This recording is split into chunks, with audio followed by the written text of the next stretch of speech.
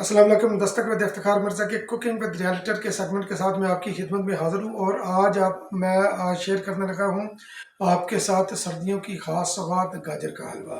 मैंने अपने पिछले व्लॉग में ज़िक्र किया था जब देसी घी मैंने बनाया था कि गाजर के हलवे के अंदर भी जो है ना इसको इस्तेमाल किया जाता है और बड़ी ये जानदार और ताकत वाली चीज़ है गाजर का हलवा।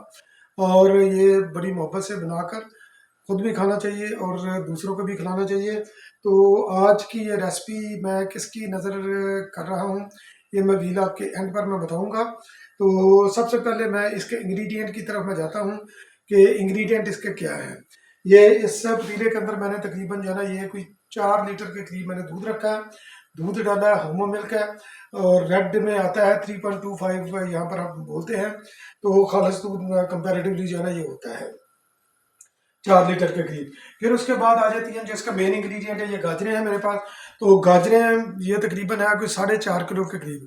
कास्को के अंदर से ये बैग मिलता है 450 का किलो का, तो वो मैं लेकर आया हूँ। इनको आपने ये करना है गाजरों को, ये आप देखेंगे ना यहाँ पर ये थोड़ा थोड़ा जो निशान होता है, ये काले से निशान होते हैं उभरे हुए। तो ये आपने इनको छुरी के साथ छील कर, ज़्यादा देर नहीं रखना। जैसे ही आप छीलें और चॉपर के अंदर डालकर, जो कद्दूकश करने वाला जो चॉपर होता है उसके अंदर आप लगाकर इसको चॉप कर दे, ताकि इसके जो है ना वो बारीक बारीक जिस तरह करते हैं इसको आपने कद्दूकश करना है। कद्दूकश खैर मशहूर है पाकिस्तान के अंदर, इसी तरह बोलते हैं। और चीनी मेरे पास है तकरीबन जो है ना ये 3 पाव के करीब चीनी है। और उसके अलावा ये मेरे पास स्किम मिल्क है। स्किम मिल्क जो है ना मैंने रखा तकरीबन 100 ग्राम के करीब।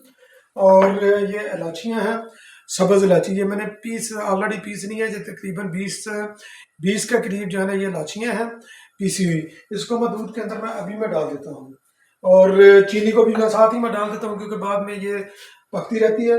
और जो दीगर इंग्रेडिएंट इसके अंदर जो आएंगे तो वो है जनाब, ये बादाम के क्रश्ड ये होते हैं तकरीबन इसके ना स्लाइस होते हैं बादाम के। तो स्लाइस बादाम मेरे पास है तकरीबन कुछ 300 ग्राम के करीब बादाम है। और फिर ये मेरे पास ये देसी घी है जो मैंने बनाया था, खुद बनाया था घर में। आप ये देखें कि किस तरह ये पक कर ये तैयार हो चुका देसी घी जो घर में के अंदर मैंने बनाया था, फ्रिज के अंदर मैंने रखा था। और इसकी आप जो है ना ये शक्ल देखें, ठीक है, देसी घी की। तो ये तकरीबन इसके अंदर ये जाएगा कुछ 3 पाव के करीब ये जाएगा देसी घी भी। कम ज़्यादा भी कर सकते हैं, चीनी भी आप कम ज़्यादा भी कर सकते हैं अपने टेस्ट के मुताबिक। और ये जो मैं इंग्रेडिएंट ये मैं बाकी मेवाजात जो मैं आपको बताने लगा हूँ, इसको भी आप कम या ज़्यादा कर सकते हैं, मगर ये कि मेवाजात इसके अंदर अच्छे लगते हैं गाजर के हलवे के अंदर। ये मेरे पास चारे मगज़ हैं। चारे मगज़ तकरीबन जो है ना ये है 100 ग्राम के करीब। ये काजू है, ये भी तकरीबन 100 ग्राम है। और सॉरी, ये काजू है तकरीबन 150 ग्राम। और ये गरी है कटी हुई, तो गरी कटी 100 ग्राम के करीब है। और ये मेरे पास है अखरोट की गरी। अखरोट की गरी भी जो है ना ये भी मेरे पास तकरीबन कोई 150 ग्राम के करीब है। तो इनको भी मैं डालूंगा, मगर ये इनको डालूंगा जब ये तकरीबन कोई मेरा तकरीबन कोई 70% के करीब जब ये तैयार हो चुका होगा गाजर का हलवा, तो उस वक्त ये मैं डालूंगा। घी भी मैंने उसी स्टेज के ऊपर डालना है और टाइम टू टाइम घी को मैं डालता भी रहूँगा और निकालता भी रहूँगा। तो ये चीज़ यानी कि अगर और ज़्यादा डालना होगा तो डाल दूँगा। तो अब मैं चूँकि ये गाजरें जब मैं क्रश करूँगा तो ये उसकी नाइज़ हो सकता है आपको बुरी लगे, इसलिए मैं क्रश करते हुए मैं आपको नहीं दिखाता। तो जो आखिरी मेरे पास होगा जो इसका जो आखिरी मेरे पास कंटेनर होगा वो आपको मैं दिखा दूंगा कि ये इस तरह मैंने क्रश किए हैं। और आप भी उसी तरह क्रश कीजिएगा। गाजर जो है ना ये अच्छी तरह सफाई उसकी कर लीजिएगा। गाजर के साथ कोई भी जो है ना वो इस तरह की चीज़ इनडिसेंट सी चीज़ जो है ना वो कोई लगी नहीं होनी चाहिए। उसके बाल वगैरह होते हैं या कोई काले दाग होते हैं तो वो आप सारा उसको हटाकर छुरी से निकाल कर, तो फिर उसके अंदर जो है ना आपने इसको गाजरों को कद्दूकश करना है। तो गाजरों को कद्दूकश करने के बाद मैं ये तमाम चीज़ें इसके अंदर जो ये गाजरें डालकर फिर मैं आपकी खिदमत में मैं हाजिर होता हूँ जी। अब ये गाजरें मैंने क्रश करके कद्दूकश करके इनको डाल दिया है इसके अंदर। और बाकी ये इसका आखिरी जो बचा था गाजरों का जो मेरा ये इसके अंदर चॉपर के अंदर, तो ये देखें कि ये किस तरह इसकी जो है ना ये होती हैं। ये इस तरह ये मैंने एक एक करके घर में ये पकड़ियाँ इसलिए आ रही हैं। तो आपने कद्दूकश अच्छी तरह करके इनको ज़्यादा देर बाहर नहीं रखना, अगर ज़्यादा देर बाहर रखेंगे तो ये काली हो जाएंगी। और यहाँ पर अक्सर लोगों को कनाडा के अंदर यही शिकायत होती है कि इनकी गाजरें इतनी क्वालिटी की नहीं होती, ज़्यादातर रखें तो काली हो जाती हैं, और हलवे की रंगत भी जो है ना ये उसी वजह से फिर काली हो जाती है। तो इसको राइट वे जो है ना ये हमने पकाने के लिए हमने रख देना होता है।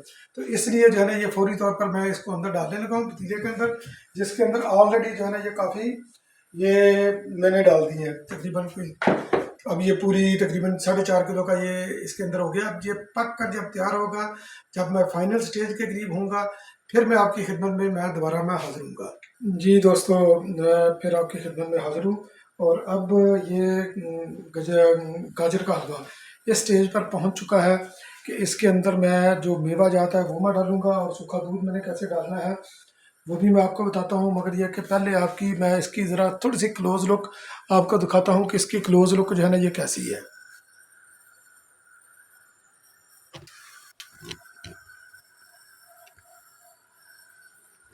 तो आपने इसकी क्लोज लुक देख ली होगी, हो सकता है कि ये वीडियो के अंदर सही ना आई हो, मगर यह है कि क्योंकि मैं इस वक्त खुद ही रिकॉर्ड कर रहा हूँ इसलिए थोड़ा सा जो है ना ये होगा। ये घरी के होते हैं, ये घरी के खोपे जो होते हैं ना ये थोड़े से होते हैं बड़े, तो आप इनको थोड़े से तोड़ कर भी आप डाल सकते हैं।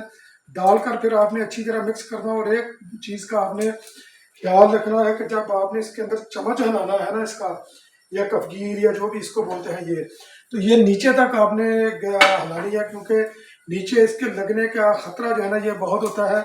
और अगर ये नीचे लग जाए कोई भी यानी कि चीज़ हो, अगर वो नीचे लग जाए तो फिर उस चीज़ का बना बनाया का खेल आपका बिगड़ जाता है, तो आप वो रिजल्ट नहीं ले सकते, उसके अंदर जले हुए का टेस्ट आता है। बेशक कुछ लोग ये करते हैं कि वो ऊपर ऊपर से उठा लेते हैं, मगर फिर भी जो खाने के अंदर जो टेस्ट जले हुए का चला जाता है ना, तो वो फिर निकलता नहीं है। तो ये गरी तो मैंने ऐसे क्रश करके ये डाल दिया आपके सामने, ये मैं गरी डाल रहा हूँ थोड़ी सी और क्रश करके, क्योंकि इसके ना ये रिंग जो है ना ये ज़्यादा बड़े थे और मैं छोटे छोटे करके डाल रहा हूँ। तो बाकी जो दीगर मेवा जात है ये मैं एक ही दम सारे में जो डाल देता हूँ, ये तमाम मेवा जात इसके अंदर चले गए। और उसके बाद ये बादाम भी खैर अभी ये बादाम भी चले गए इसके अंदर ना, तो बादाम भी इसके अंदर चले गए। अब मैंने ये करना कि इनको मैंने हिलाना है अच्छी तरह, ठीक है, हिलाना है टॉप टू बॉटम। तो मैंने इनको जो है ना ये इस तरह थोड़ी देर के लिए मैं छोड़ दूंगा इसको हिलाकर, तो ताकि ये अच्छी तरह, क्योंकि ये जितने भी मेवा जाते हैं ये गल जाएंगे। अगर आप इसके अंदर चाहें तो आप इसके अंदर मेवा भी डाल सकते हैं, पिस्ता भी इसके अंदर डाल सकते हैं, क्योंकि आपने इसको एक जानदार जो है ना ये खुराक बनानी है। तो जानदार खुराक बनाने के लिए जितने भी आप मेवे डालेंगे उतना ही अच्छा है। घी की मकदार भी आप कम या ज़्यादा कर सकते हैं, तो अगर ज़्यादा भी डालना तो इट्स टोटली आपकी, ये घी भी आपको एनर्जी देगा। और ये सूखा दूध जो होता है, ठीक है, वैसे बेहतर ये होता है कि स्किम मिल्क हो। सूखा दूध आपने ये चमचे से एक से लेना है, क्योंकि अगर आप ऐसे ही उंडेलेंगे तो ये इसकी बन जाएंगी, गुठलियाँ बन जाएंगी। तो आपने इसको जो है ना ये ऐसे हल्का हल्का करके स्प्रिंकल जो है ना इसके ऊपर करना है, छिड़काव करना है। और छिड़काव करके जब एक तैयार की हल्की सी छिड़काव हो जाए, तकरीबन जो है ना ये चाय का 1-1.5 चम्मच या 2 चम्मच के करीब आप छिड़काव कर लें। उसके बाद फिर आपने ये करना है, इसको अच्छी तरह मिक्स करना है, क्योंकि एक जगह पर दूध ये पड़ा हुआ सूखा तो ये डेलियाँ बन जाएगा। अगर डेली बन भी गई किसी जगह पर आपको नज़र आती है, तो आप इसको जो है ना ये तोड़ दें इसी चमचे के साथ ऐसे साइड पर जाकर, उस डेली को जब आप तोड़ देंगे तो ये फिर इसी का हिस्सा बन जाएगी, और एंड पर इसका जो है ना ये रिजल्ट आपको मिलेगा। अब जब ये तैयारी इसकी होती है तो फाइनल स्टेज के ऊपर मैं जब ये इसको भूनूंगा तो उस वक्त मैं डालूंगा घी, तो फिर आपकी खिदमत में मैं हाजिर होता हूँ। दोस्तों, अब ये गाजर का हलवा जो है ना ये पककर तैयार हो चुका है। और एक चीज़ जो मैं शुरू के अंदर मैंने अपना इंग्रेडिएंट नहीं बताया था, तो ये है खोया। तो खोया इस तरह जो है ना ये क्यूब की शक्ल में आता है, तकरीबन 350 ग्राम की ये टिक्की होती है। तो आप अपने टेस्ट के मुताबिक इसको कम भी डाल सकते हैं, ज़्यादा भी डाल सकते हैं, मावा भी इसको बोलते हैं। फिर आपने हाथों से ऐसे इसको मसल कर, ये जो मैंने बनाया है ना खोया, ये ऐसे मसलना है। फिर मसल कर आपने, क्योंकि स्प्रिंकल करना है इसलिए आपको ये हाथों से थोड़ा सा मसलना पड़ेगा। तो अब मैं ये प्लेट में जब ये डालूंगा सैंपल के लिए, तो फिर मैं आपके साथ इसको मैं स्प्रिंकल भी करूँगा। और इसके ऊपर अगर आपके पास कुछ चांदी के बर्क पड़े हुए हैं तो वो भी निकालेंगे तो बहुत अच्छा होगा। तो आप ज़रा देखें कि इसकी अंदर से भी लुक देखें, क्योंकि मैंने मुसलसल मैं चमचा जो है ना ये हिलाता रहा हूँ उसको, ठीक है।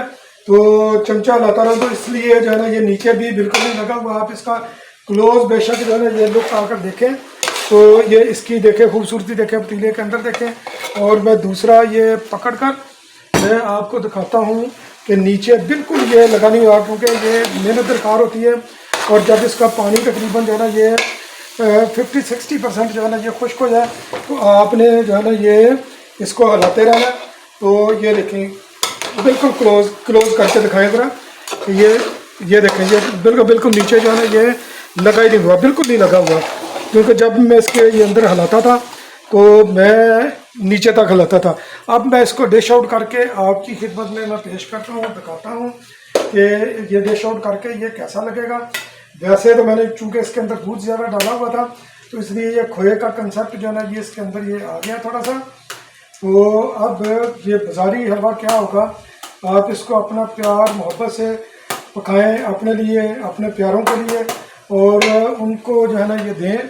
ये देखिए ये इसके ऊपर आप ये डालें, ये खोया डालें इसके ऊपर थोड़ा सा स्प्रिंकल करके, तो इसकी फिर ये शान ही जो है ना इसकी पैदा हो जाएगी। तो ये स्पून है मेरे पास, तो ये देखें इसकी लुक।